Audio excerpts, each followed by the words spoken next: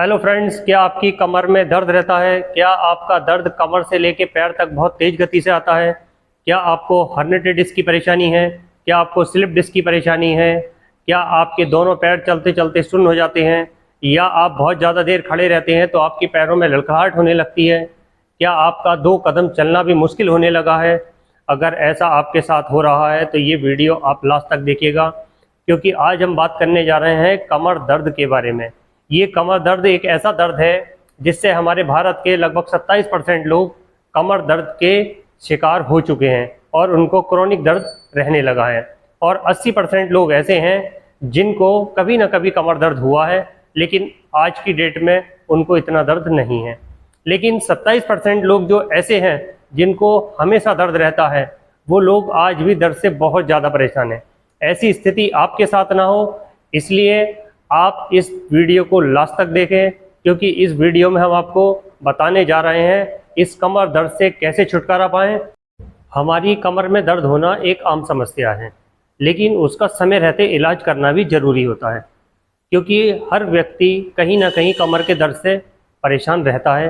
लेकिन आप समय रहते उसका इलाज कर लेते हैं तो हमारा कमर दर्द ठीक हो जाता है, और हम उसका इलाज नहीं करते तो वो धीरे धीरे बढ़ता रहता है। तब हमें पता लगता है जब हमारे पैरों में सुन्नी आने लगती है, हमारे पैरों में झंझनाहट रहने लगती है, हमारा चलना फिरना उठना बैठना मुश्किल होने लगता है, और हम एक कदम भी नहीं चल सकते। जब हमारी कमर में दर्द होता है और कमर से दर्द कूल्हे तक आता है और कूल्हे से पंजे तक दर्द आता है, तब हमें ये पता लगता है कि हमारी कमर से नस दब गई है, यानी कि हमें सायटिका की परेशानी हो गई है। सायटिका एक हमारी ऐसी बीमारी है जो हमारी डेली के कार्य को प्रभावित करती है और हमारा एक कदम चलना भी मुश्किल होने लगता है। सायटिक हमारी वो नर्व है जो कूल्हे से पंजे तक आती है और सबसे लंबी नर्व है। जब ये दब जाती है तो हमें बहुत ज़्यादा दर्द और तकलीफ़ होती है, जिसकी वजह से हम कोई भी कार्य करने में असमर्थ रहते हैं। इस बीमारी को ठीक करने के लिए आपको आगे झुकने से बचना होगा, आपको वजन उठाने से बचना होगा, तभी आप इस बीमारी को ठीक कर पाएंगे। नहीं तो एक समय वो आता है कि फिर हमें डॉक्टर ऑपरेशन की सलाह देते हैं। हम दूरबीन विधि से ऑपरेशन करके दबी हुई नस को निकाल देंगे, लेकिन ऑपरेशन के नाम से ही हमें बहुत ज़्यादा डर लगता है। इसलिए आप ऑपरेशन की कंडीशन आपकी ना बने, यानी कि ऑपरेशन कराने की ज़रूरत आपको ना पड़े, समय रहते आप फिजियोथेरेपी और एक्सरसाइज करें। फिजियोथेरेपी एक्सरसाइज करने से आपकी दबी हुई नसें खुलने लगेंगी, और साथ में अपनी कमर की 15 से 20 मिनट सिकाई करें। सिकाई या तो आप हीटिंग पैड से कर सकते हैं या आप हॉट वाटर बोतल से कर सकते हैं। दूसरी चीज़, आप कमर में लंबर बेल्ट का प्रयोग करें। आप जैसे किचन में खड़े होकर कार्य करते हैं तो आप कमर में बेल्ट लगा लें, उससे आपकी कमर में ज़्यादा प्रेशर नहीं आएगा। आपको कहीं ट्रैवलिंग के दौरान जाना है तब आप अपनी कमर में बेल्ट लगा लें, उससे आपको जर्क नहीं लगेंगे। ऐसा करते हैं तो आपकी बीमारी जल्दी ठीक हो जाएगी।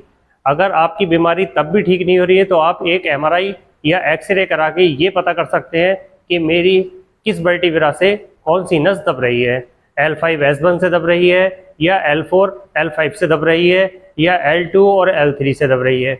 जब ये स्पष्ट हो जाएगा तब हमें इलाज कराने में आसानी रहेगी, क्योंकि बीमारी का डायग्नोस होना बहुत ज़रूरी है। जब हमारी बीमारी डायग्नोस हो जाती है उसके बाद हमें इलाज करने में बहुत ज़्यादा आसानी हो जाती है। फिजियोथेरेपी एक्सरसाइज आपको ज़रूर करानी है, क्योंकि फिजियोथेरेपी और एक्सरसाइज ही एक ऐसा माध्यम है जिससे हम अपनी कमर की दबी हुई नसों को खोल सकते हैं, और कोई भी ऐसा विकल्प आपके पास नहीं है जो आप अपनी कमर की दबी हुई नसों को खोल सकें। इसलिए आप एक्सरसाइज को रेगुलर करें, सुबह और शाम करें, तभी आपको अच्छे रिजल्ट मिलेंगे। आज जो मैं आपको एक्सरसाइज बताने जा रहा हूँ वो एक्सरसाइज करिएगा, आपका कमर का दर्द, सायटिका का दर्द, कमर की दबी हुई नस, ये सारे दर्द ठीक होने लगेंगे। मात्र 5 से 6 एक्सरसाइज में बताऊंगा आपको, और 5 से 6 एक्सरसाइज ही आपके लिए बहुत ज़्यादा कारगर साबित होंगी। चलिए अब हम शुरू करने जा रहे हैं एक्सरसाइज हमें कैसे करनी है। तब हम बताने जा रहे हैं आपको कमर दर्द और सायटिका के लिए फर्स्ट एक्सरसाइज में आपको सीधे लेट जाना है, और सीधे लेट जाने के बाद अपने एक एक पैर को ऊपर की तरफ उठा के 5 से 10 सेकंड होल्ड करना है। इसी तरह से आपको दूसरे पैर को ऊपर उठा के होल्ड करना है। एक्सरसाइज हमें दोनों पैरों से बराबर करनी है। और एक्सरसाइज करने के लिए आपको सबसे पहले अपनी कमर की 10 से 15 मिनट सिकाई करनी है। सिकाई करने के बाद ही आपको एक्सरसाइज शुरू करनी है, जिससे आपकी मसल्स थोड़ा सॉफ्ट हो जाएंगी और जो नमी है वो दूर हो जाएगी और आपको एक्सरसाइज करने में आसानी रहेगी। यानी कि आपकी कमर में जो अकड़न रहती है वो अकड़न कम हो जाएगी सिकाई करने से, जकड़न कम हो जाएगी। फिर आप एक्सरसाइज करेंगे तो आपको काफ़ी आराम मिलेगा। अब हम बताने जा रहे हैं आपको दूसरी एक्सरसाइज। दूसरी एक्सरसाइज में आप अपने पैर को इस तरह से मोड़ लेंगे और अपने दोनों हाथों की सहायता से इसे अंदर की तरफ प्रेस करेंगे। जितना आपसे प्रेस होता है उतना ही करें, ज़बरदस्ती प्रेस करने की कोशिश बिल्कुल ना करें। इसलिए ये एक्सरसाइज आपको आराम से करनी है। आपके घुटने में अगर दर्द है तो आप फिर इस एक्सरसाइज को इस तरह से करें, क्योंकि इससे हमारे घुटने पे प्रेशर नहीं आएगा, इससे हमारी थाइस पे प्रेशर आएगा और ये एक्सरसाइज घुटने में दर्द भी नहीं करेगी और आपकी जो कमर से नस दब रही है उस नस को खोलने के लिए ये बहुत अच्छी एक्सरसाइज है। इससे हमारे हिप का मूवमेंट बढ़ जाता है और हमारी कमर की फ्लेक्सिबिलिटी बढ़ जाती है। ये एक्सरसाइज बहुत ज़्यादा कारगर एक्सरसाइज है कमर दर्द के लिए। अब हम बताने जा रहे हैं आपको दूसरी एक्सरसाइज। दूसरी एक्सरसाइज में आपको इस तरह से अपने दोनों पैरों को मोड़ लेना है और धीरे धीरे अपनी कमर को ऊपर उठा के 5 से 10 सेकंड होल्ड करना है। इस तरह से 5 से 10 सेकंड होल्ड करना है।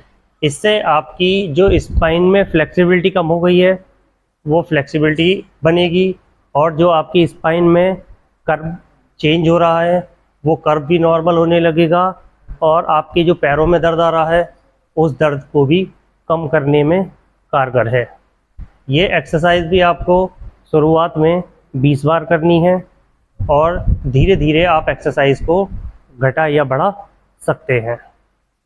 अब हम बताने जा रहे हैं आपको चौथी एक्सरसाइज। चौथी एक्सरसाइज में हमने ये पैर इस तरह से रख लिया है, हमारे इस कूल्हे में दर्द है और हमने ये इस तरह से रखने के बाद अपने हाथ से इसको बाहर की तरफ प्रेस करेंगे, तब हमारे एक कूल्हे पे प्रेशर जनरेट होगा और उस प्रेशर को लगने से जो हमारे कूल्हे में दर्द रहता है वो कूल्हे के दर्द को कम करने के लिए कारगर एक्सरसाइज है।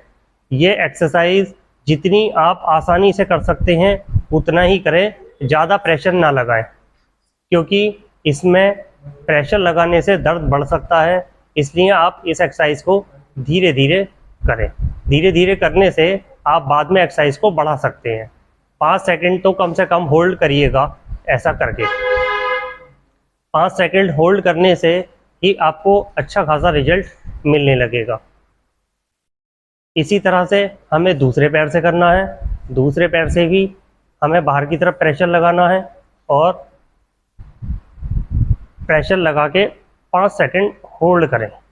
होल्ड करने से हमारे हिप में जो पेन है वो पेन कम होने लगेगा और हमारा दर्द भी काफ़ी हद तक ठीक हो जाता है।